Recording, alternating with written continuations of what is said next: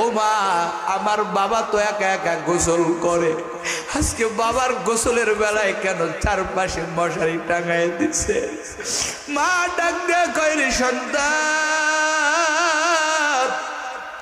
তোর বাবার এমন গোসল হয়, তোর বাবার জনমের মতো গোসল দিতেছে।